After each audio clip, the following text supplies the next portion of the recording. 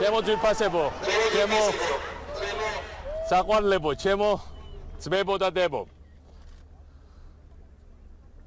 გუშინ წინ ველაპარაკე კახა ბენდუქიძეს და ძალიან ნერვიულობდა მოვიდოდა თუ არა ხალხი ამ მიტინგზე. ახლა დაყურებს კახას იქ სადიანაც არის სასუფევლიდან და ხარობს, მისი გული ხარობს, რომ ის არ შემცდარა, რომ ის რასაც ის თესავდა, სინათლე, ღირსება, პატრიოტიზმი ჩვენ უხვათა გვაქვს. ის ხარობს, იმიტომ რომ ამდენი ახალგაზრდა არის დღეს ჩვენ რიგებში. ის ხარობს, იმიტომ რომ საქართველოს მომავალი აქვს და ამ მომავალში თითოეული ჩვენ განისწრულია. მე აქ მოგმართავთ უკრაინის დედაქალაქიდან. ჩემს გვერდით არიან უკრაინელი პატრიოტები და ჩემს გვერდით არის დათო ყიფიანის, ქართველი გმირის, რომელიც დაიღუპა მაიდანზე, მეუღლე, ვაჟკაცი და დედა. და მე მინდა უთხრა მათ და მე მინდა გითხრა თითოეულ თქვენგანს. რა თქმა უნდა, იყო დრო, როცა ამ მოედანზე, რუსთაველზე, ჩვენთან ერთად, როცა მტერი მოადგა საქართველოს კარიბჭეს, იდგა უამრავი ქვეყნის ლიდერი. საქართველოში მაშინ ჩამოვიდნენ გერმანიის კანცლერი, საფრანგეთის პრეზიდენტი, ამერიკის დღევანდელი ვიცე-პრეზიდენტი, სამი ბალტიის ქვეყნის ლიდერი და იქ იდგა ასევე პოლონეთის პრეზიდენტი, ასევე იდგა უკრაინის პრეზიდენტიც. როცა უკრაინას გაუჭირდა, აქ არც ერთი ქართველი მოქმედი მთავრობის ლიდერი არ ჩამოსულა და არ დამდგარა გვერდით, მაგრამ დათო ყიფიანი დადგა. მაგრამ ჩვენი ბიჭები დადგენ და ახლა დგანან უკრაინულ ფორმაში დონეცკში, ლუგანსკში, იმიტომ რომ ისინი იცავენ არა მხოლოდ უკრაინის თავისუფლებას, ისინი იცავენ საქართველოს თავისუფლებას. იბრძვიან არა მხოლოდ უკრაინის დამოუკიდებლობისთვის, არამედ იბრძვიან საქართველოს განთავისუფლებისთვის და საქართველოს დამოუკიდებლობისთვის. მე მინდა ყველა მქედი მოვიხაროთ კახას ხსოვნის წინაშე, დათოს ხსოვნის წინაშე და იმ ბიჭების წინაშე, ვინც ღასე ღირსეულად წარმოგვადგენენ უკრაინაში და თელ მსოფლიოში. ჩემო ძვირფასებო, არასოდეს ყოფილა არჩევანი ჩვენ წინაშე მდგომი ასე ცხადი. ჩვენ წინაშეა ორი ურთიერთდაპირისპირებული მოდელი. ერთი, რომლიცაც ჯერა ჩვენ და მეორე, რომელიც უნდა ივანიშვილს. ამ ორ ხედვას შორის ძალიან დიდი განსხვავებაა. იმიტომ რომ არის ერთის მხრივ ღირსეული საქართველო და მეორეს მხრივ მიჯირყვნილი საქართველო. ერთის მხრივ არის საქართველო, რომელიც მიუხედავად დიდი წინააღმდეგობებისა, მაინც იბრძვის საკუთარი ღირსებისთვის და არის მას უნდა მეორე საქართველო, რომელიც ბაბაიას ეძახის დაცვს და მორჩილად მოყვება მას ბუნაგში. ერთის მხრივ არის საქართველო, რომელიც მთელი მსოფლიოს გასაგონად საუბრობს ოკუპაციაზე, ჩვენს უფლებებზე, ჩვენს ტოლვაზე თავისუფლებისკენ და მეორეს მხრივ არის საქართველოს, მათ უნდათ საქართველო, რომელსაც არ ჯერა, რომ რუსეთს აქვს დამყრობის გეგმები და რომელსაც აქვს რაღაცა აგრესიული ზრახვები ჩვენს და სხვა მეზობლების მიმართ. ერთის მხრივ არის საქართველო, რომელიც მიდის ევროპის გზით, რომელსაც სწავს, რომ მხოლოდ ამ გზას მივყავარ თავისუფლებისკენ, როგორც ეს სწავდა სულხან საბა-ორბელიანს, როგორც ეს სწავდა დავით აღმაშენებელს, როგორც ეს სწავდა ჩვენ უამრავ წარმატებულ მეფეს და სახელმწიფო მოღვაწეს, როგორც ეს სწავდა ილია ჭავჭავაძეს და მეორეს მხრივ არის საქართველო, რომელიც თუ რა გზით იაროს, უთანხმებს ამას უთავმოყარეოდ კარასინს, კრემლის შიკრიკს. ჩვენ უკვე საკმარისად ვნახეთ ამ ორ წელიწადში განსხვავება ამ ორ საქართველოს მოდელს შორის. ერთის მხრივ არის საქართველო, რომელიც არის რუსეთის მიერ ოკუპირებული და მეორეს მხრივ საქართველო, რომელზეც ამბობენ, რომ მაშინ სეპარატისტები 25 წელია იბრძვიან თვითგამორკვევისთვის. ერთის მხრივ არის საქართველო, რომელიც მისწრაფის იმისკენ, რომ მთელი მსოფლიოს ცივილიზებული სამყარო მეგობრობა და პარტნიორობა თვლიდეს და მეორეს მხრივ არის საქართველოს მთავრობა, რომელიც ლანძღავს ყველა ჩვენ მეგობარს და ამცირებს ყველა ჩვენ კეთილ სურვილს. ერთის მხრივ არის საქართველო, რომელიც ცდილობს ყველა საერთაშორისო ბერკეტის გამოყენებას ჩვენ გადასარჩენად და მეორეს მხრივ არის საქართველო, რომელიც მიაქანებენ საერთაშორისო იზოლაციისკენ. ერთის მხრივ არის საქართველო, რომელიც არ შეურიგდება და არ ურიგდება ჩვენი უკრაინელი ძმების ჩაგვრას და მეორეს მხრივ არის საქართველო, რომელსაც თავმოყარეთ ერთი საქართველოს მთავრობა უბრალოდ ერთი ხმა არ მოუღია სერიოზულად უკრაინელი ხალხის დასაცავად და მათ გვერდზე დასადგომად. ივანიშვილის ოცნებაში არის საქართველო, რომელიც არის ერთი პროვინციელი დიქტატურის ოცნებაზე მორგებული, რომელიც უვარგისად მიიჩნევს დავით აღმაშენებლის, თამარის, ქაქუცას, ილიას მიერ დატოვებულ საქართველოს იდეას. ივანიშვილის ოცნებაში საქართველოს პატარა უმნიშვნელო სოფელი უნდა იყოს, რომელსაც არ უნდა გააჩნდეს რეგიონალური ამბიციები. ის საქართველო, რომელსაც ჩვენ ხედავთ, კი ტერიტორიულად პატარაა, მაგრამ ძალიან დიდია თავის მნიშვნელობით. სამაგალითოა თავის ძოლის უნარიანობით. მისაბაძია მეგობრებისთვის და ანგარიშგასაწევია მტრებისთვის.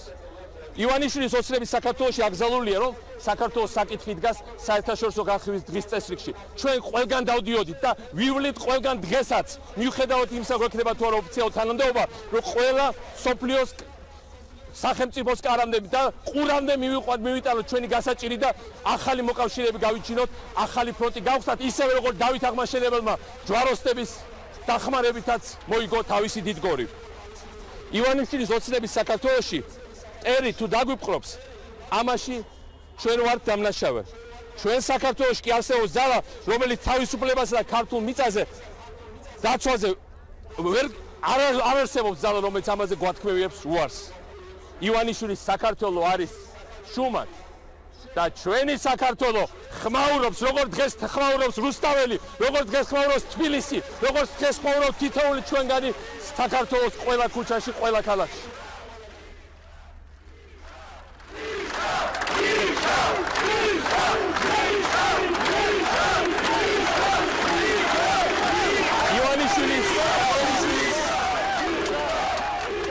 ივანიშვილის საქართველო მარტოა, ჩვენ საქართველოს მეგობართა დიდი არმია ყავს. ივანიშვილის საქართველო არის დაჩმორებული და გაბანძებული. საქართველო, ჩვენი საქართველო არის ის, რაც ყოველთვის იყო ამაყი ღირსეული, განსაკუთრებული ქვეყანა.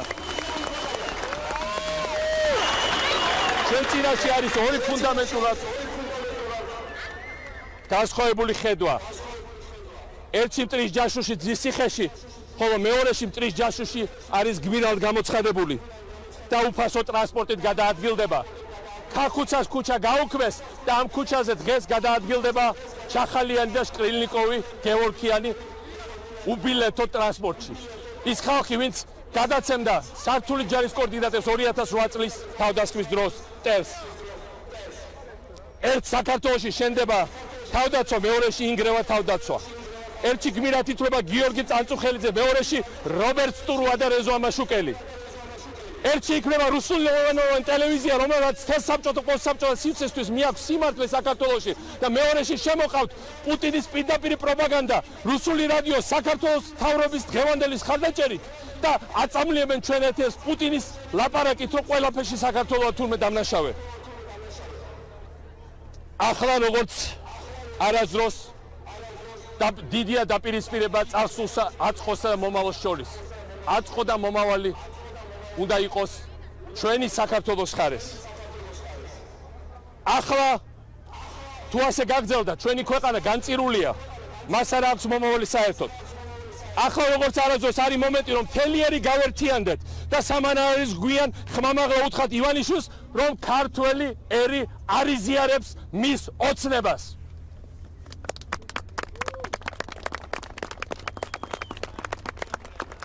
რომ ქართველი ერი ირჩევს ამახ წელში გამართულ საქართველოს. ართმობს საკუთარ ღირსებას, საკუთარ დიდ ისტორიას და საკუთარ დიდ ამბიციებს. დიახ, ჩვენ გვაქვს ამბიციები, რომ ვიყოთ განსაკუთრებული, ძალიან მაგარი, ძალიან წარმატებული ქვეყანა და ჩვენ აუცილებლად მივიყვათ ამ ქვეყნის შენებობას ბოლომდე. რომ ქართველი ერი ირჩევს ცივილიზებულ, სამყაროსთან შეკრულს, განსაკუთრებულ დაცულ საქართველოს, ერთიან საქართველოს. ახლა არის მომენტი, როცა მთელ სოფლიოს რომ დავანახოთ, რომ ქართველი ერი არ შეეგუება უღირსობას. უნდა დავანახოთ ტერს, რომ მისი ოცნება მეხუთე კოლონით, ხრიკებით, მოსყიდვით, დაშინებით, დაჩმორებით კისერი მოუგრიხოს ქართული სახელმწიფოების იდეას ერთხელ და სამუდამოდ არის განწირული და ჩვენ ამას დავასამარებთ.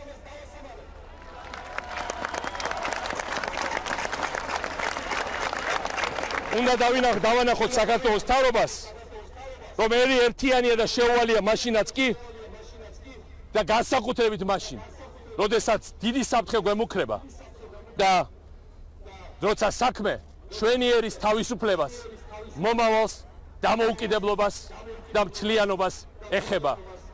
ჩემო მეგობრებო, რამდენი შევიკრიბეთ დღეს აქ? მთელი მსოფლიო გვიყურებს, იმიტომ რომ იქ სადაც მთავრობა დუმს, ხალხმა მოიღო ხმა, იქ სადაც თქვენს მაგივრად უღირს ადამიანებს ალაპარაკებდნენ, ჩვენი ღირსება ალაპარაკდა. რუსთაველზე აკრძალეს აღლუმი, როგორც უკრაინაში იანუკოვიჩმა აკრძალა სამხედრო აღლუმი. გიორგი ანწუხელიძეს რომ გაეგო, რომ საქართველოს სამხედრო ფორმაში რუსთაველზე გავლა იგრძალებოდა საქართველოს მთავრობის მიერ, ალბათ გული გაუსკლებოდა. მაგრამ გიორგის სახელით და ყველას სახელით დღეს ჩვენ ყველამ ერთად მოვაწყეთ თბილისში ღირსების აღლუმი და ჩვენი ქართველები თელ მსოფლიოში, აქ კიევში, ამერიკაში, ყველგან სხვაგან, ვისაც ვერ შევძელით ჩამოსვა გასაგები მიზეზების გამო, ყველა გიერთებით.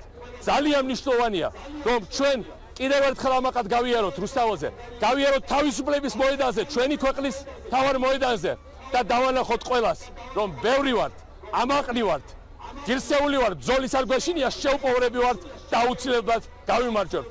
წმინდა გიორგი აგვიძღვეს წინ, ღმერთი იყოს ჩვენი განსაკუთრებული სამშობლოს, საქართველოს მფარველი. დიდი მადლობა.